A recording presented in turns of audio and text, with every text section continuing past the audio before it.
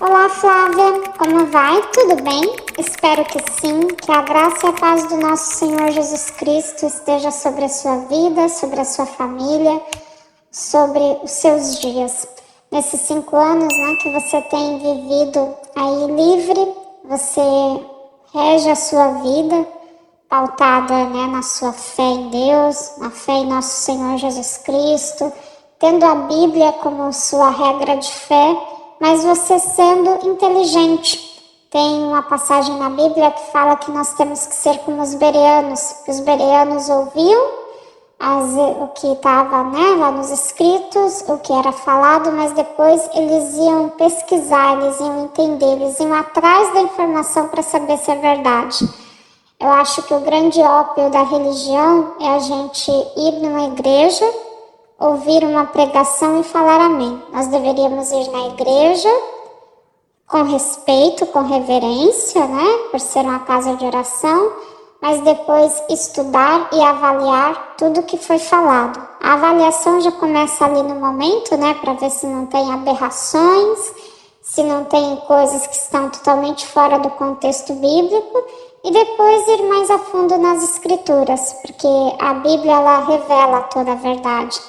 E assim como você que saiu porque estudou as escrituras e teve a compreensão da verdade, eu também saí depois de 16 anos, porque fiz estudos bíblicos e compreendi a verdade. Isso é uma coisa que é muito triste para quem fica lá na Universal, porque eles gostam quando a gente sai por erro, por falha, porque brigou com alguém.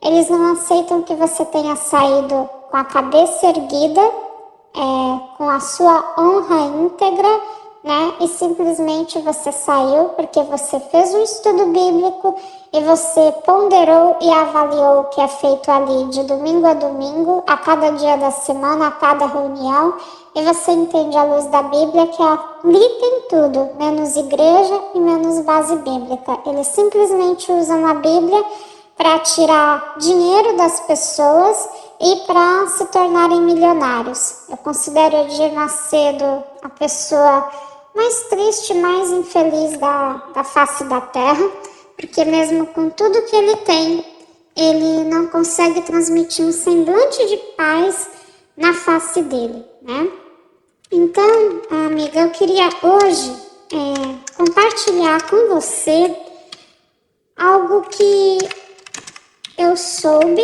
direto de uma esposa de pastor. Eu acho que é muito grave, é muito sério, e os membros da Universal precisam saber disso.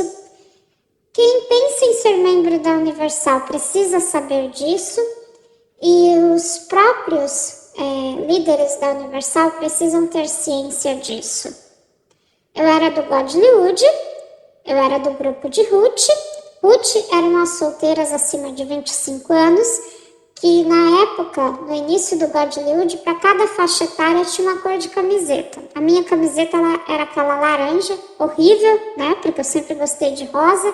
A minha camiseta era laranja, mas era da faixa da minha idade, a gente tinha que usar. E teve uma época que toda semana você era obrigada a ir na igreja da esposa, que era sua sister, para as pessoas que estão assistindo esse áudio. Então, deixa eu resumir, ouvindo esse áudio, perdão. Godlywood foi um grupo que a Cristiane Cardoso, filha do Edir Macedo, criou.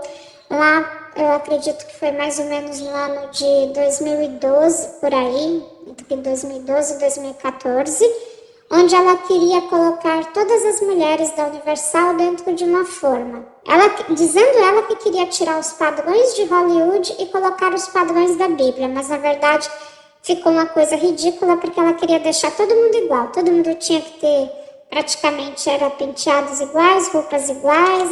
Foi um tiro no pé, Uma coisa assim totalmente sem fundamento.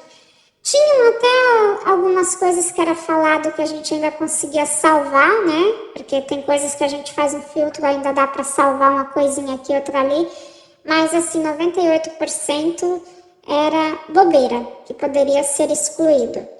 E aí as mulheres eram as que se inscreviam para participar, que entravam ali, eram as pledges, mas para você entrar era muito difícil, tinham 6 meses de rush. Rush era um período de tarefas entre jantares, entrevistas com esposa de bispo, esposa de pastor regional, a esposa da sua igreja, e você tinha que tirar 1000 fotos, e tinha que montar mesa, e tinha que montar look, e tinha que arrumar isso, cabelo e não sei o que, era muita coisa. Foram 6 meses de tarefas, mas enfim, eu sou muito perseverante, o que eu me proponho a fazer, eu vou lá, faço, e eu consegui entrar. Entrei.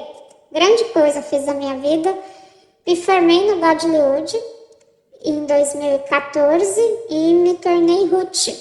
E aí tinha, né, os strikes, que era onde você poderia ser removida, né, do grupo. Então, para você se manter, você tinha que ser natural. Aí, se você não fizesse tudo direito, você se tornava comum. E se fizesse algo errado na lógica deles, até mesmo a cor de esmalte que estava fora da lista do não, porque tinha uma lista do não, tinha uma lista de coisas que você não podia fazer. E aí você tinha as retardatárias, o nome era retardatária. Se você ficasse como retardatária 3 meses, eles te excluíam. Aí, numa dessas regras que eles criaram, você tinha que toda semana ser atendida pela sua sister. Toda semana você tinha que ir lá na igreja da sua sister contar a sua vida para ela. E lá ia eu toda semana conversar com a minha sister. Mas eu tive uma sister que ela era um pouquinho fora da caixa. ela era um pouquinho fora da caixa e eu ia ser atendida por ela, mas eu atendia ela do que ela me atendia, porque ela me contava toda a vida dela, os problemas da família dela, as lutas dela. Inclusive, ela me perguntou como ela poderia fazer para abrir uma conta num banco digital, porque ela ia guardar dinheiro, porque vai que o marido dela traísse ela, o marido dela é pastor, vai que o marido dela traísse ela, vai que a igreja tirasse ela, né, de esposa de pastor, então ela queria estar respaldada, ou seja, ela já estava com um pezinho dentro e um pezinho fora, né, como eles dizem lá. Não vou dizer que ela estava certa, porque ela queria fazer poupança com dinheiro que tirava de membros humildes, né, então não acho isso certo. Se ela quisesse guardar do salário que ela ganhasse honestamente, tudo bem. Mas enfim, entre os muitos problemas da família dela que ela dividia comigo, teve um problema que me chamou muito a atenção.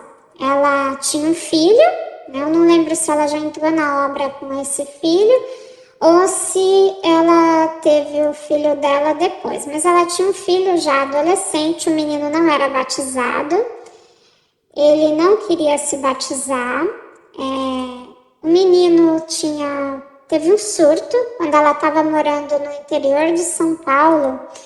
Esse menino, ele bateu, o filho dela bateu em uma criança na escola.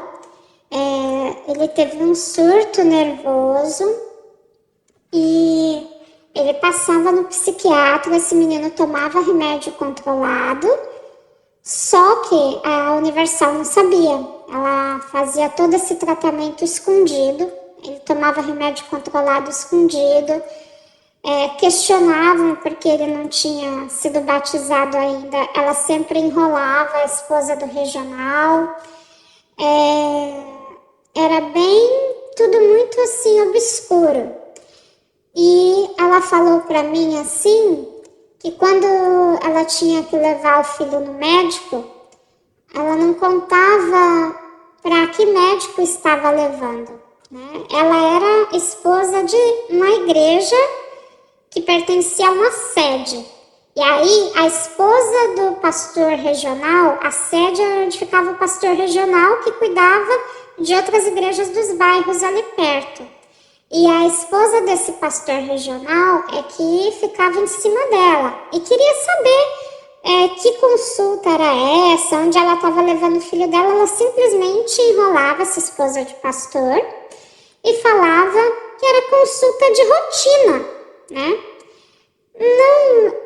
Não estou julgando o problema de saúde do filho dela, não estou julgando o fato dele tomar remédio controlado. Eu acho, sim, que se nós temos um problema de saúde e é um problema psiquiátrico e você precisa de remédio, você tem sim que tomar o remédio, porque você controla a química do cérebro primeiro. Controlou a química do cérebro, aí você entra com o psicólogo, aí depois você entra com a questão espiritual, a questão, né, de você ter um acompanhamento de estudo bíblico, de fazer uma atividade física, de cuidar da alimentação, entre outras questões. Mas tem muitos momentos da vida que a primeira coisa que você precisa fazer é controlar a química do seu cérebro. E o que acontecia? Essa mãe, essa esposa de pastor, estava cuidando do filho dela do jeito certo. Ela levou o menino quando ele chegou da escola com surto, que ele bateu na criança, ela correu, levou no psiquiatra, o psiquiatra passou o remédio para controlar a química do cérebro dele e ela fez o certo. Só que o que eu acho de errado nisso tudo?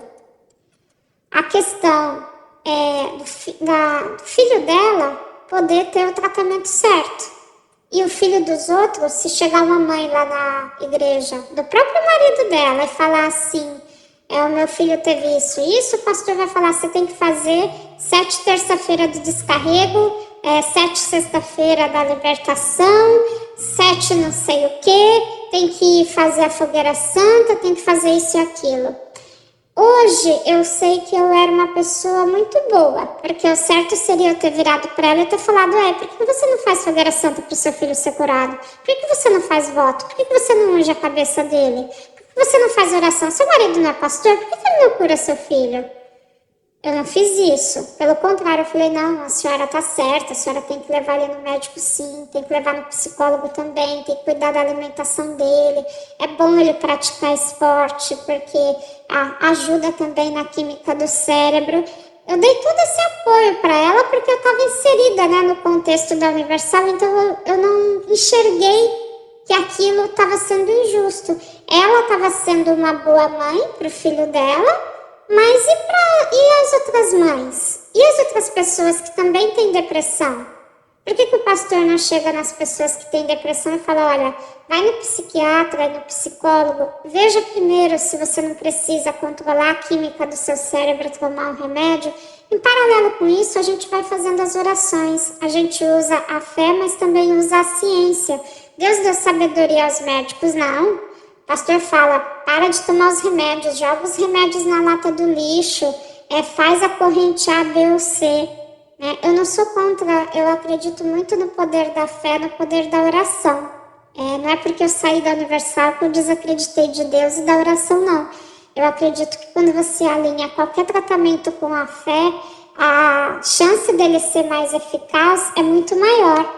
Só que é muito injusto, né? Uns podem ter o tratamento correto e outros não. E outra coisa que era errada, a própria esposa de pastor enganando a outra esposa. A malandragem entre as esposas.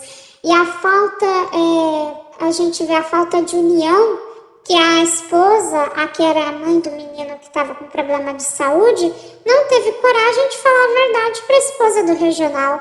Ela não teve coragem de contar a real, falar, olha, meu filho não quer se batizar, ele ainda não é convertido, ele tem problemas psiquiátricos, ele está tomando remédio, eu preciso levar ele nas consultas e ser sincera. Não, ela não fez isso porque essa esposa de pastor regional, depois eu tenho que te mandar um áudio exclusivo só falando dela, que ela é um ser fora da terra da realidade. Então, é a prova que as pessoas têm que entender. Os filhos de pastores estudam em escolas particulares. Os filhos de pastores passam nos melhores médicos. Os filhos dos pastores têm tratamento VIP. Então não deixe, povo da Universal, não deixe de levar seus filhos no médico, seus pais no médico. Não deixem de cuidar de vocês mesmos. Se você está com depressão, vai no psiquiatra, vai no psicólogo, cuida da sua saúde, da sua alimentação, faça exercícios físicos, né? Não deixe ser enganado por estes homens que usam a Bíblia como instrumento de arrecadação de valores. né? Porque o filho desse pastor, ele está passando em médicos particulares, está tomando bons remédios, está sendo cuidado. E com o seu dinheiro, né? Enquanto você usa o seu dinheiro para fazer votos, a esposa desse pastor pega o seu dinheiro e leva o filho dela no médico particular. Então avalia o que você está fazendo, né? Era esse o relato que eu queria deixar. Uma esposa de pastor que mente para outra esposa para poder fazer o tratamento particular do filho delas escondidas. Um filho de pastor que tem problemas psiquiátricos e que o pastor não consegue a cura para ele, mas o pastor vai lá no altar e fala que vai curar todo mundo. Então, é um alerta para as pessoas, né? A doença vem para o crente e para o descrente, vem para o ateu e vem para o líder religioso e vem para a pessoa de maior fé que existe. Porque ninguém é melhor do que ninguém, o sol nasce para todos. Então, fiquem com Deus, estudem a Bíblia.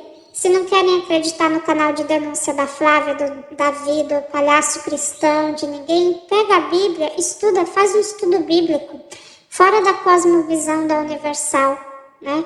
Não se deixe enganar. Tem muita coisa debaixo do tapete da IURD. Deus abençoe a todos. Um bom dia.